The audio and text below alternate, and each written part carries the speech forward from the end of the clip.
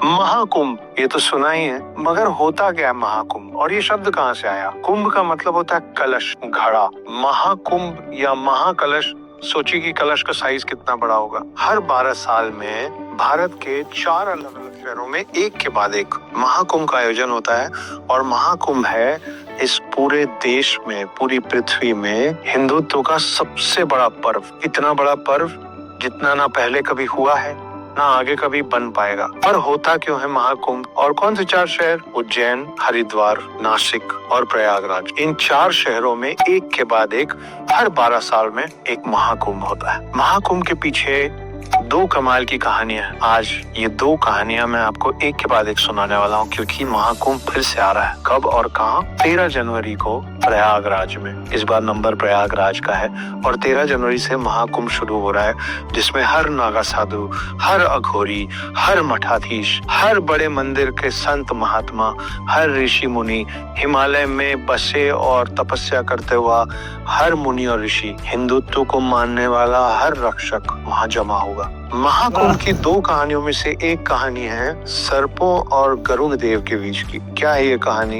एक ऋषि थे जिनका नाम था ऋषि कश्यप। उनकी 2 पत्नियां थी जो आपस में बहनें थीं। एक थी कद्रू और दूसरी थी विंता। कद्रू ने ऋषि कश्यप से एक दिन एक वरदान मांगा कि मुझे 100 विषैले बच्चे चाहिए जो बहुत शक्तिशाली हो। ऋषि कश्यप ने तथास्तु कह दिया और कद्रू को मिले 100 अंडे। ये देख के विंता को लगा कि मुझे भी वरदान मिलना चाहिए। विंता ऋषि कश्यप के पास गई और उन्होंने कहा कि मुझे भी वरदान दीजिए, मुझे भले बच्चे कम दीजिए, मगर मेरे बच्चे कद्रू के बच्चों से ज्यादा शक्तिशाली होने चाहिए। ऋषि कश्यप ने कहा तथास्तु और विंता को मिले 2 बड़े अंडे। अब जो 100 अंडे थे वो एक एक करके धीरे धीरे फूटने लगे और उन अंडों में से बच्चे निकलने लगे।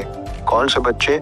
सांप। पूरी दुनिया में जितने सर्प हैं उन सब की माँ कद्रू को माना गया है। तो कद्रू के एक एक करके जब अंडे फूटने लगे और उनमें से बच्चे निकलने लगे तो विंता इम्पेशेंट हो गई। सब्र का बांध टूटने लग गया उनको लगा कि जब इसके बच्चे हो रहे हैं तो मेरे क्यों नहीं हो रहे। और उस जल्दबाजी में विंता ने 2 में से एक अंडा खुद अपने हाथ से फोड़ दिए। उस अंडे से जो निकला वो अर्ध विकसित शरीर था। एक ऐसा शरीर जो ऊपर से कमर तक बना था मगर कमर के नीचे तैयार होना बचा था। वो तुरंत हवा में उड़ा और नाराजगी से अपनी माँ विंता से कहा कि ये गलती जो आपने मेरे साथ की वो दूसरे अंडे के साथ मत कीजिएगा, सब्र रखिए। और उड़ गया आसमान में।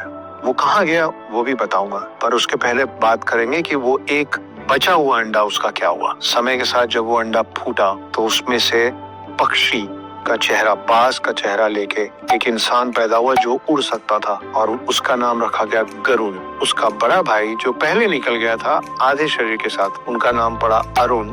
और अरुण आज की डेट में सूर्य देव का सारथी है, जो सूर्य के 7 घोड़े चलाता है। वो गरुड़ का भाई अरुण है। जब तक गरुड़ बाहर आया तब तक विंता, माँ कद्रू और उसके 100 संतान सांपों की दासी हो चुकी थी। गरुड़ को ये देख के अच्छा नहीं लगा। गरुड़ गया और उन सब से पूछा कि मैं क्या करूं कि मेरी माँ को तुम लोग दासित्व से मुक्त कर दो। और सबने कहा कि वैकुंठ धाम से अमृत कलश ला के दे दो। कलश, कुंभ, घड़ा जिसपे अमृत रखा है उसको कहते हैं अमृत कलश। गरुड़ इतने शक्तिशाली थे कि उन्होंने कहा ठीक है, मैं कुछ भी करके वो कलश ला के तुम लोगों को दूंगा जिसके बाद तुम लोग मेरी माँ को दासित्व से मुक्त कर दोगे।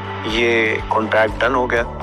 और उसके बाद गरुड़ उड़ के गए वैकुंठ धाम और वैकुंठ धाम से अमृत कलश उठा लिया। इंद्रदेव, सूर्य देव, जितने शक्तिशाली देव थे सब गरुड़ का रास्ता रोकने की कोशिश किए, मगर गरुड़ इतने शक्तिशाली थे कि एक एक करके उन्होंने सबको हरा दिया। ये बात पहुंची विष्णु जी के पास।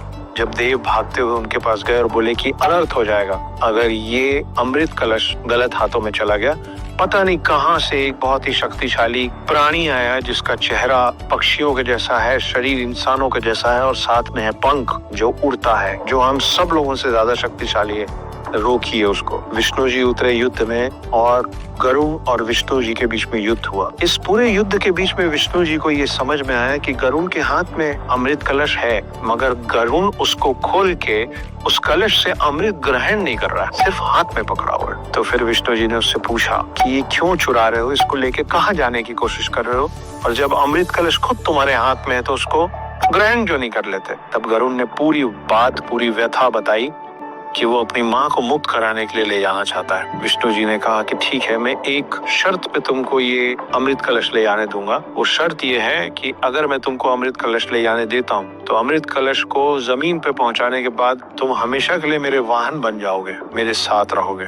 गरुड़ ने इस शर्त को मान लिया। जैसे ही गरुड़ उस अमृत कलश को ले जाके जमीन पे रखे, विष्णु जी ने मायावी शक्तियों से उस कलश को वहां से गायब कर दिया। लेकिन क्योंकि वो अमृत कलश गरुड़ ले जाके रख चुके थे सारे सर्पों और उनकी माँ कद्रू के सामने, तो उनका प्रण पूरा हो चुका था, जिसके कारण उनकी माँ विंता को दासित्व से मुक्त कर दिया गया। दासित्व से विंता मुक्त हुई, लेकिन कलश और अमृत इन सबको नहीं मिल पाया। ये है पहली कहानी अमृत कलश की, क्योंकि ये माना जाता है कि जब विष्णु और गरुड़ आपस में युद्ध कर रहे थे तो उस कलश से अमृत की कुछ बूंदें पृथ्वी पे गिरी, और माना जाता है कि वो 4 जगह जहाँ अमृत के वो बूंद गिरे वही वो 4 जगह है जहाँ आज महाकुंभ होता है। उज्जैन, हरिद्वार, नासिक और प्रयागराज। दूसरी कहानी जुड़ी हुई है समुद्र मंथन से। समुद्र मंथन जिसमें एक तरफ सारे देव खड़े थे और दूसरी तरफ सारे असुर। कूर्म अवतार में विष्णु जी खुद कछुए के रूप में उसके एक्सिस बने हुए थे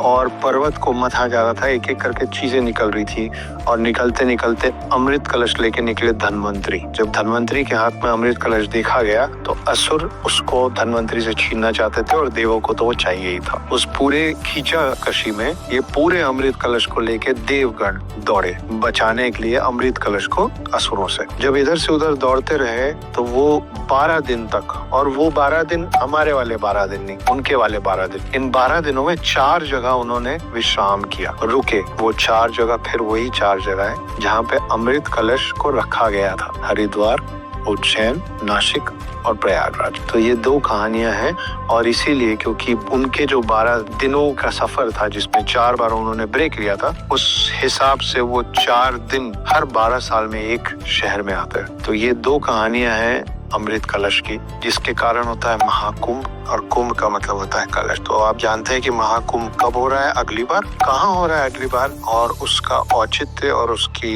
इम्पोर्टेंस क्या है, दूसरों को भी बताइए, इसको शेयर कीजिए और खुद पहुंचिए महाकुंभ।